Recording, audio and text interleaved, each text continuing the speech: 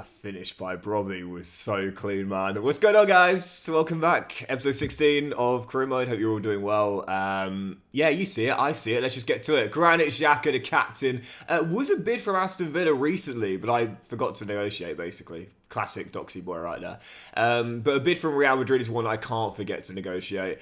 The club captain, as we know, this season has been sharing game time with either Diarra or Siddiqui or our new man here, Adam Wharton, as his long-term successor. And you know when I said, if a big club comes calling for one of our players, I won't stand in their way. You can't stand in Granit Xhaka's way out of a dream move to Real Madrid. So yeah, I'm just going to say to Real Madrid, give me 20. Give me 20. That's what I'm asking for, Shabby. And yeah, we will be totally fine with that. So £20 million, they're going to say... No. What? Guys, it's 1.8 million. It's not like you don't have the money. We've all seen what the new Bernabeu looks like. Are you really going to quibble? I feel like rejecting it out of spite here. Imagine pricing Granit Xhaka out of a dream move to Real Madrid for his final years of professional football because of £500,000. But listen, we need the money more than they do. Are we really doing this, Real Madrid? Are we really doing this back and forth? I'm going to put £1 on there just out of spite. Like, this is absolutely ridiculous. 18.7 million and £1. This is the new Luis Suarez to Arsenal. Thank you, Real Madrid. I can't believe that... Guys, come on. Still, that is why they are one of the best, and that should be Xhaka gone. We haven't got the animation, but I'm pretty sure he's gone. And there it is. Yeah, Xhaka will go to Real Madrid in the summer. And for the captain, we say thank you so much for the incredible free kick more than anything against Chelsea last year. But that's the end of that. France just given me the international draw if I want it. I'm going to say no. I'm not sure I would do international management in this save. I wouldn't be against it. Real classic Doxy throwback that, but not for now. But the reason we're back early today, guys, is because today there's a massive game, and it doesn't include us. It includes Arsenal and Chelsea in the Carabao Cup final, and there's significance to this because right now Chelsea are currently outside of the European places. Arsenal, as we know, are going for the Championship. So the significance is that if Chelsea win the Carabao Cup, that will take the Conference League spot that would otherwise goes to 7th. So we are all hoping for an Arsenal win here. Otherwise, only top 6 will give us European football. Fingers crossed the Gunners have done it. Let's have a look together in the Carabao Cup. Yes, they have. Big relief there. So that means that now top 7 is still available for a European place. That's a massive boost to our chances there. Oh, there's the Xhaka animation. We don't see him walking off, but 18.7 million and £1. I'm annoyed that Real Madrid would not give me the full 20. Like, guys, did you not see the free... That free kick was worth 40 million alone. Have I said what's going on, guys? Have I introduced myself today? If I haven't, welcome back. It is, again, episode 16 of Career Mode. And we've got massive games today, as we know. In the Premier League, still in the hunt for that... I was going to say Champions League place. I was in the hunt for that European place. But we are starting with this. It is the FA Cup quarterfinals, Aston Villa away at Villa Park, and heading into this game here, I'd have to say there's an all-EFL tie with Leeds now in the Championship, taking on Preston. Bournemouth face Nottingham Forest, Everton face West Ham. Listen, all good teams there, but I would say these are the two favourites meeting here at Villa Park, and I don't think it's arrogant to say the winners of this will probably feel very confident about going all the way to win the whole thing. So I'd say if we're not favourites, we are definitely second favourites. It is Aston Villa away in the FA Cup quarter-final at Villa Park as we try and take out Unai Emery's side, who this season are below us in the table in 10th place. So yeah, I would say if we can get through this, I think we can get through anyone. Aston Villa away, our first game today, FA Cup quarter-final. Turns out it's not Unai Emery's Aston Villa. He's literally just got the sack heading into this game. So Aston Villa looking for that new manager bounce heading into this one here. It's Eduardo Maresca, who I believe is Enzo Maresca's second cousin. I don't know. But yeah, taking over as a caretaker manager. Oh, Patterson, what a save that is to keep it at 0-0. So yeah, I think what we're actually seeing is, you know, the last two episodes we've been talking about the new managers taking over Ipswich and Arsenal. I'm wondering whether like some managers that come in are just caretaker managers, you know, because we saw Thomas Frank has taken over Newcastle, but then with Ipswich it's Martin McMullen. So yeah, I think these are just caretaker managers, placeholders, if you will, until a more reputation kind of takes the job, which it makes sense, to be fair, for realism, but not permanently. And when that's on, yeah, went in.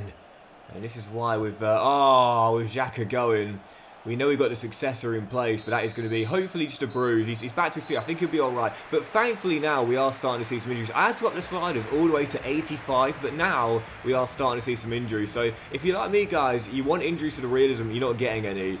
Genuinely, don't be afraid to bump those sliders, the frequency, all the way up. Because that's the only way you get them.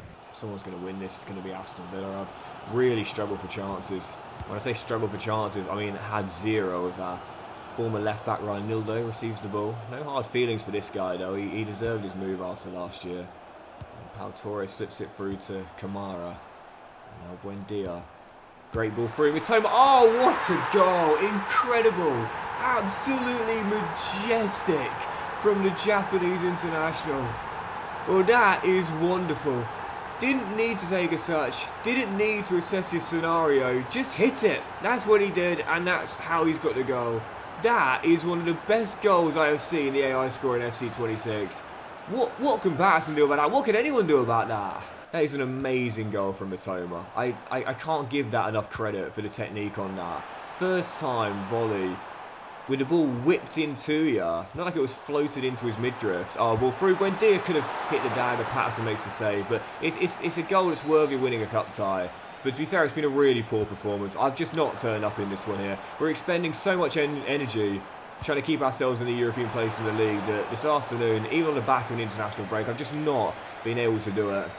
And with zero chances in the game, zero shots on Emi Martinez's goal, this is a whimper of a way for us to be exiting the FA Cup. And what a chance spurned to go all the way for our first major honour. Siddiqui drives forward, as he can do. His shot deflects off his reconcer and goes behind for a corner. We've taken 87 minutes to get a proper chance. You can't do that against some of the better teams in the country. Headed away, flick back down, it'll come to Lafay. We know he can strike him. Enzo straight at the keeper. Yeah, we've won a lot of plaudits for playing the way we do, but unfortunately it comes at a cost. If you concede the first goal and it's late in the game, it's going to be hard to get into your stuff and get back in the contest. We couldn't do it, we left it too late, and Mitoma's sensational strike sends Aston Villa through. I said they were the favourites, it's theirs to lose now. Man, oh man, oh man, but what a chance Burn, man. What a chance Burn. I said we'll be back after last year's cup final. When you look at the teams that are there, man, there is no disrespect to any of those teams, but there's no Liverpool, there's no Arsenal, there's no Man City, there's no Chelsea. What a chance to go all the way this year that I've failed to take.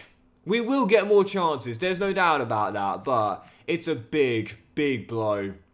Wharton's injury is just a bruise, and now we've got 3 more scouting updates. Something positive here, please. Well, for those who are new to career mode, as I said, I don't like to give too many tips on the game, but one thing I do, oh, he looks very decent indeed, is scout players for as long as I can before putting them in the academy, because when you scout them longer, you get a better idea of how good they are. You'll notice their potential ranges drop to their actual range. Cabin, looks amazing in the first month. Now, somewhat mediocre. So yeah, always scout for as long as possible before putting a player in the academy. And from Australia, we'll keep scouting these 2 youngsters, and from Nigeria, to be fair, 5 really decent young defenders here.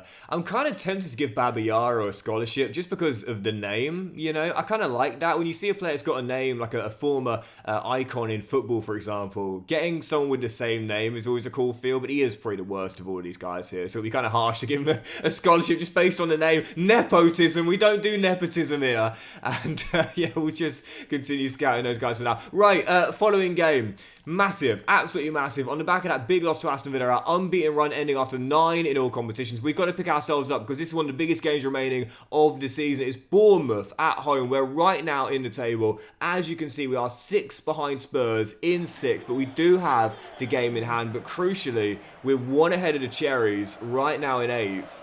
But again, we've also got a game in hand. So if we win this, we can not just cut the gap on Spurs to 3, but extend the gap on Bournemouth to 4. And if we do want to guarantee at least a Conference League place, this is the game where possibly we could gain some great separation and give ourselves the best possible chance at 7th placed minimum. So yeah, following game, can't feel sorry for ourselves on the back of the knockout to Aston Villa. Got to bounce straight back up, get the stadium light bouncing, and get a huge bounce back victory here against the Cherries, and a massive step towards European football.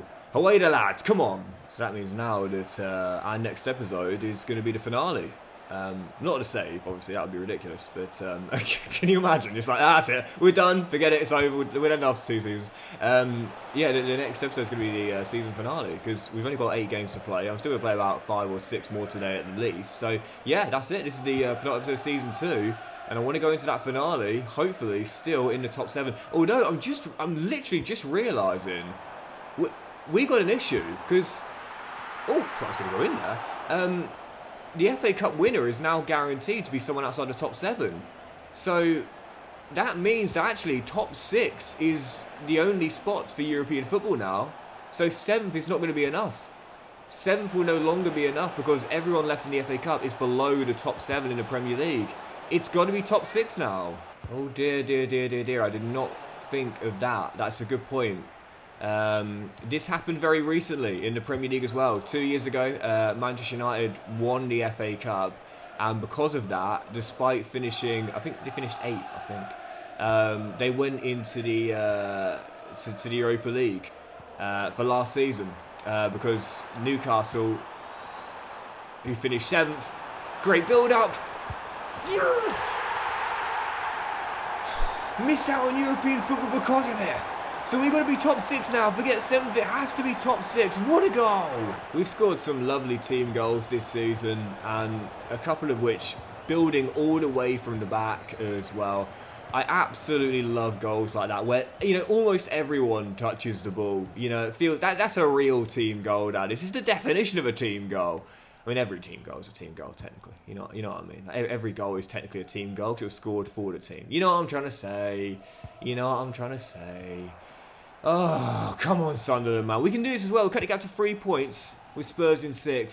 We can definitely do this, but this is going to be such a Sunderland thing, though, if we finish in 7th. Oh, wonderfully done.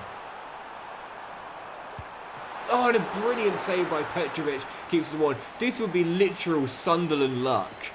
Black cat luck, quite literally, if we were to finish 7th this year and miss out on European football because the team that won the FA Cup finished below top 7. It's such a Sunderland thing, nah. This game started off at an absolutely frenetic pace. Since then, it's really cooled off. 10 to go, still leading by 1.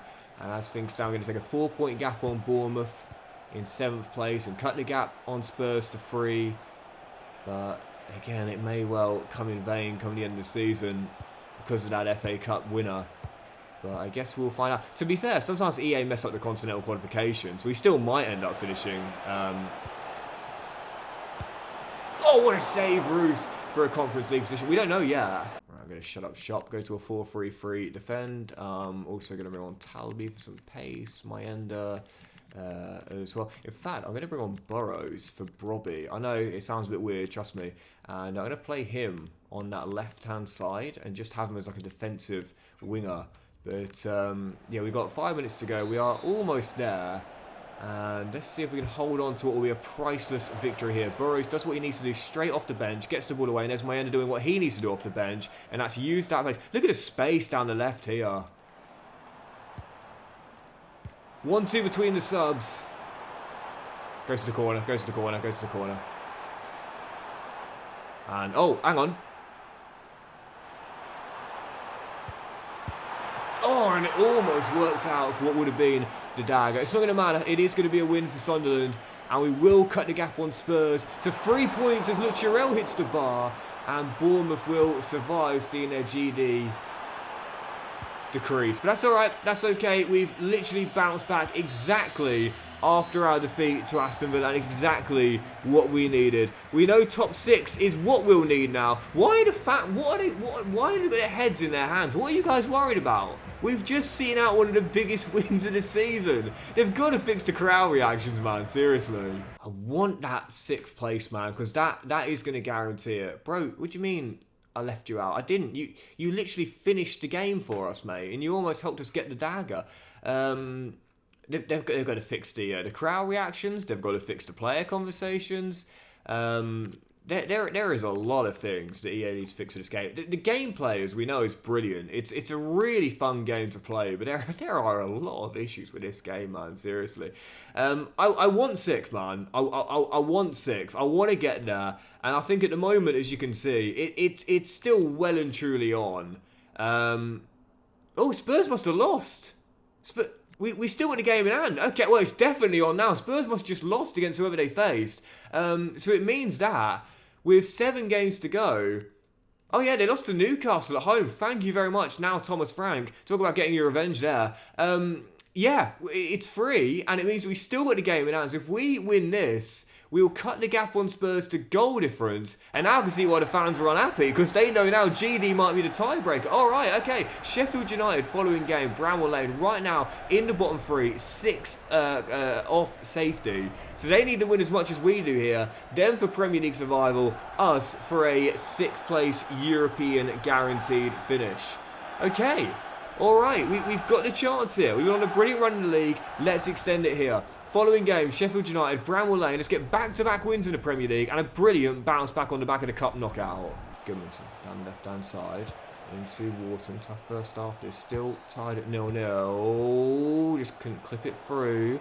And the Blaze are doing a very good job of keeping me away from their area. And that's why it remains goalless for now. They'll take a point, absolutely, but for us, it's going to feel like a big, big blow as we're approaching the climax of the season. Oh, Wharton, what a ball! Enzo, what a finish! Come on! Get in! Justice for Enzo Lafay. Every time he's on the pitch, he does well. Every season, I have a squad player that is fantastic in the limited game time. He's done it again, but what a ball by Adam Wharton. Chips it onto the chest. Enzo controls. Hull volleys it in. Sunderland lead at Bramwell Lane. This will be a massive win here. Come on. Second half underway. It's been a really, really poor game. Goodmanson keeps it in play. And we're still leading by 1. Really tough, low scoring, which is often the way in FC 26, as we know. A clean sheet, if we hold on to it, will give us the 3 points.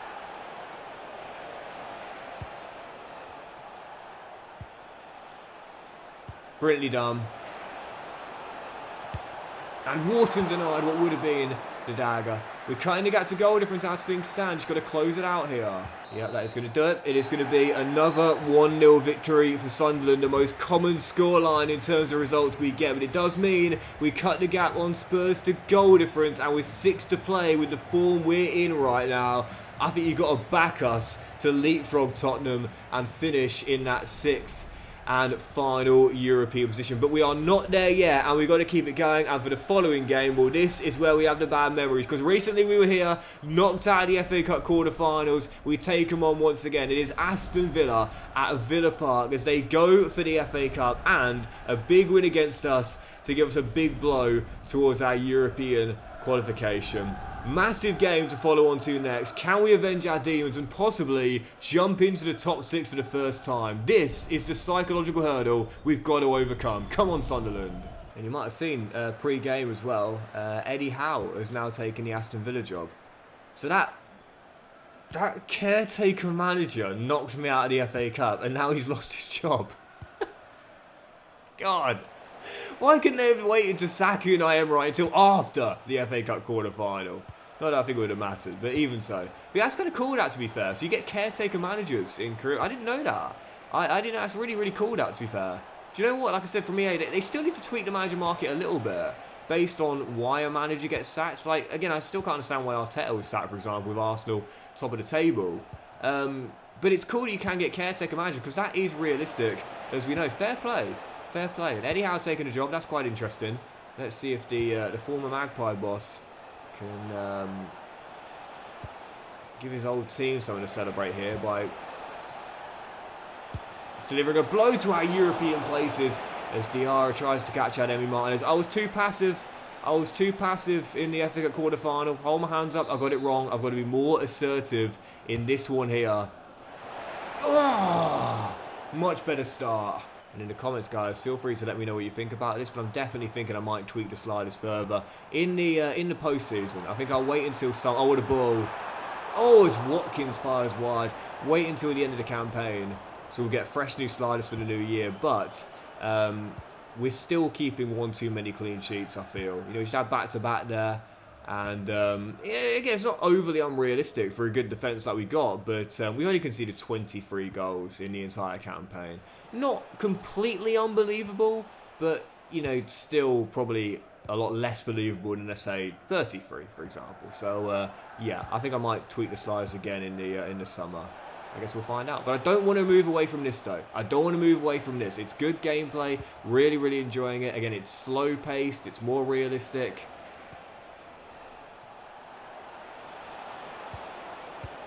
Oh, that would have been amazing. And we're scoring some nice team goals because of it as well. Yeah, no matter what happens, I want to make sure we continue to play really good football. And we don't veer away from what's been our play style since the start of the save. What a ball that is. And John McGinn shot the flex off Trey Hume and goes behind for a corner. I want to make sure we stick to this. I do not want to go back to the old way of just running down the wing and holding that right trigger for dear life for every goal. Which, again, I think as Pau Torres is through, thankfully fluffs the shot as a centre-half there. Not too surprising. Doesn't get much power behind it. Roos makes the save. But I want to make sure we can use pace at times, as we do sometimes. But for the most part, it's this. Creating chances like this. Lovely passing. Lovely build-ups. And Brobbey gives Sunderland the lead with half an hour to play.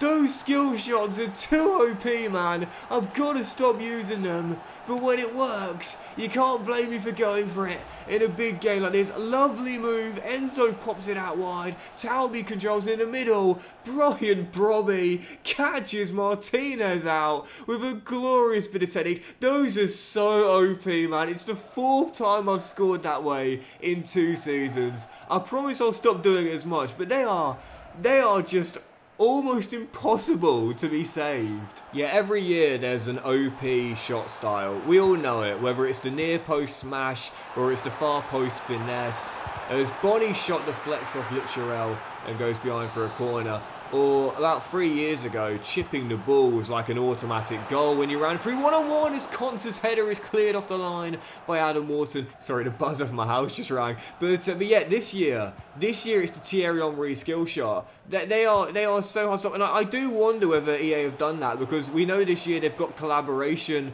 with Thierry Henry. They've added in his iconic smile, twitching smile kind of celebration as well. I'm wondering if that's why they've done it. But yeah, it's very OP this year. Very OP. What a ball, Mukiele. Brobbey. Wharton for the dagger. Martinez with the save. There's another goal here. It's a leveler or a dagger. Who's going to get it? Well, it turns out I was wrong. It does finish 1-0, but I will take it. It is Sunderland's season in a nutshell. It is FC 26 in a nutshell, really. 1-0 scorelines, bags of clean sheets, but our rearguard defensive display means that Sunderland, I think, are in the top 6. If Spurs lose, then we're top 6. Right, let's have a look. Getting back to the main menu. I think Spurs play tomorrow, so we'll have a look together and see if we have got ourselves into the top. We have. It's done. So we've got Burnley next weekend, but I don't know if. Oh yeah, I was going to say. I think Spurs are playing before us, and they are, and they've won. So once again, we'll have the game in hand. But Spurs are back on track. Man, did they need that. Who have they just beaten?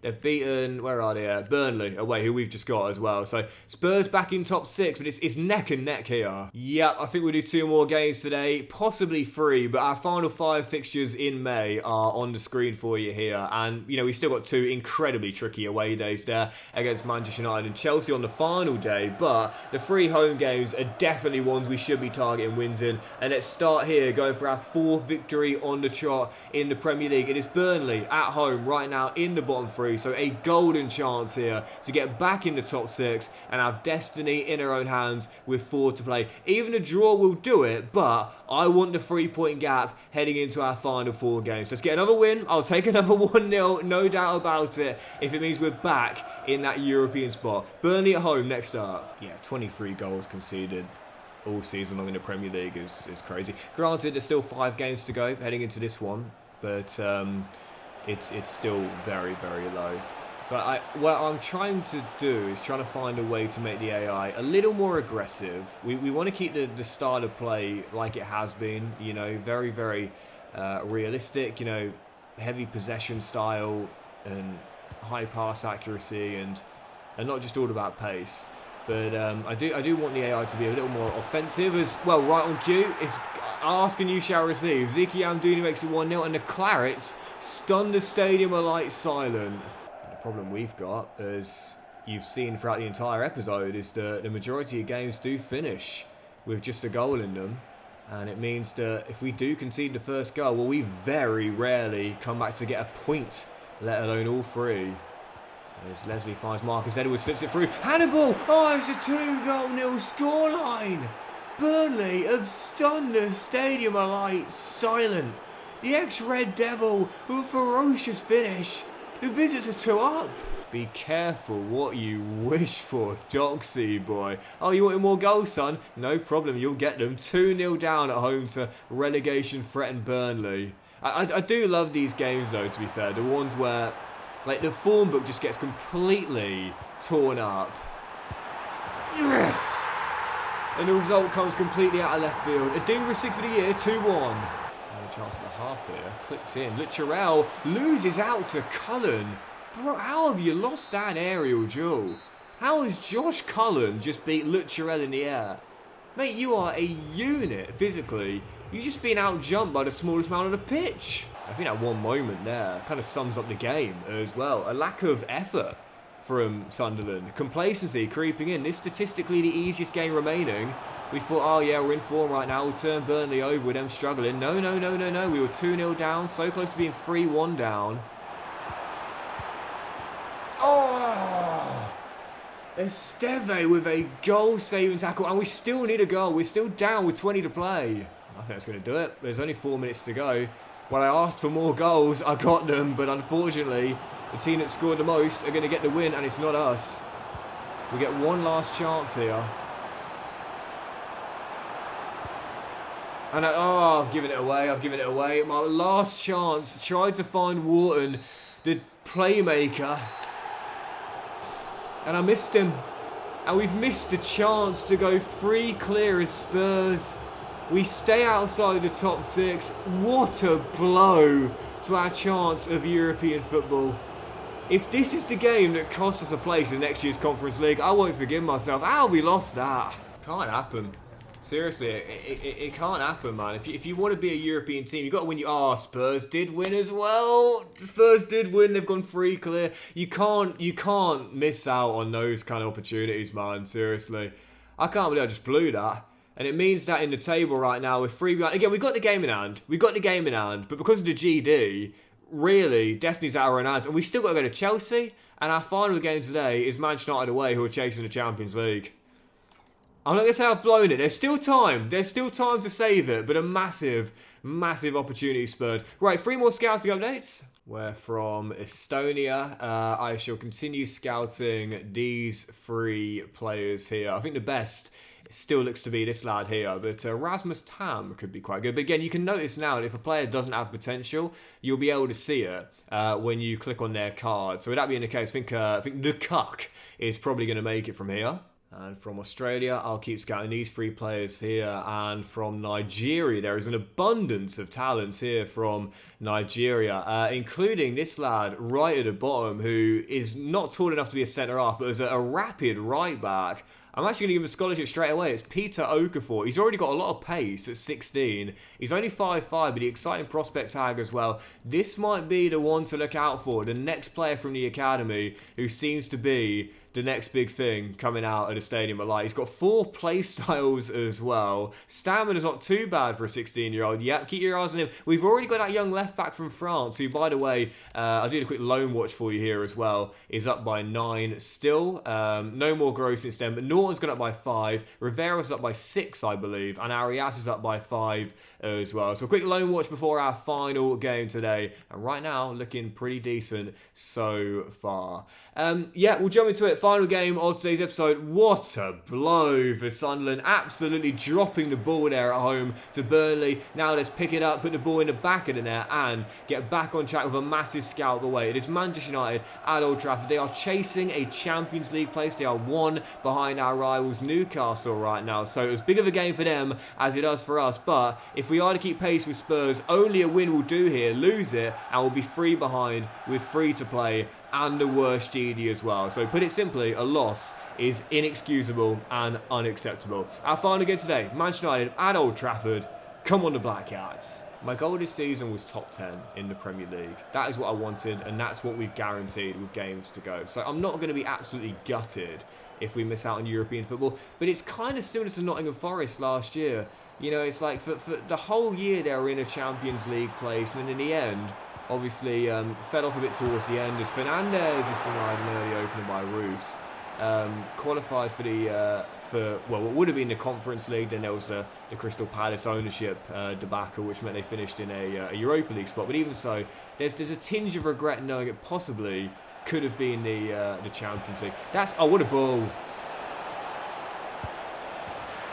That's how I'll feel. That's how I'll feel if we miss out of European football.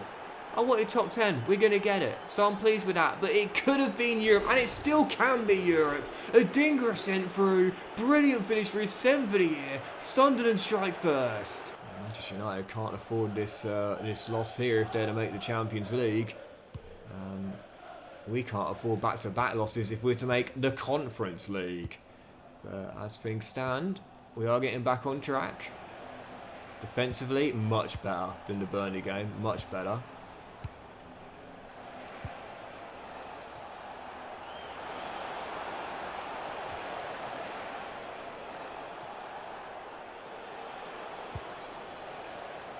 Ball. Finish! Come on! Robbie again! Right before the break. Sunderland 2 up. Amorim fuming says, where's that extra minute come from? Where's the half-time whistle? I said you can have it now because we'll be going down the tunnel leading by 2. Patient, probing, looking for the opening. Found it, finished it. 2 up. And there's 2 players that will definitely be leaving if we don't get European football of any kind. That is Wharton, obviously, and our top scorer, Robbie, who's got our second with his, I think, 16th of the year. As Fatale drills one right into Ugarte's sensitive area. And Manchester United will clear it away. Yeah, they gone. They gone. If we don't get European football of any kind, Robbie and Wharton, say goodbye because you won't be seeing them again next season. Martinez for Manchester United as they try and hit back here in the second half. They're still well and truly in it. And to be fair, they had a decent chance towards the end of the first as well. I've played some decent football as well. Just need to take a chance as Fernandez looks for a bit of space. You know he can create something out of nothing. Benjamin Sesko back to Martinez. Chance remains alive. Sesko shoots. Saved by Roofs. We are into the final 7 minutes of normal time. And as Burrows intercepts a lazy pass there. That is going to do it. And what we needed to do on the back of that defeat to Burnley was not feel sorry for ourselves. But put it right in the next one. But also get back to what we do best. Good passing. Good movement. It's how we got our second goal. But also defensively as well. We're a switched on defensive unit. And today, brilliant, brilliant, brilliant. What a goal to wrap it up in one of our best performances during my tenure as Sunderland manager. We've gone to Old Trafford on the back of a devastating loss at home to a relegation-threatened Burnley. And stop the Red Devils in their tracks and hit them for free on the offensive end. A wonderful team goal. It's Enzo again. It is Sunderland keeping their European dreams alive. What a performance from the Black Cats. And that will do it for today's episode of Career Mode, guys. So massive thank you for watching. Really hope you have enjoyed it. If you have, then please do drop a like. Much love to you all. Have a brilliant day. I will return in the next one. Do not miss it. It is the finale of our second season at the Stadium of Light, where we'll play our final 3 Premier League games with Brighton and Nottingham Forest home, and then Chelsea away at Stamford Bridge on the final day, where it may well be the decider for a European place. We are still behind Spurs with 3 points to gap, but we have the game in hand. I think win the final 3, we will be in next year's Europa Conference League. Have a brilliant day, guys. Much love, and I'll see you for the finale, the final games, who won what around the world, one last look at the team, and that goal of the season compilation as well. Don't miss it, guys. Finale coming out tomorrow.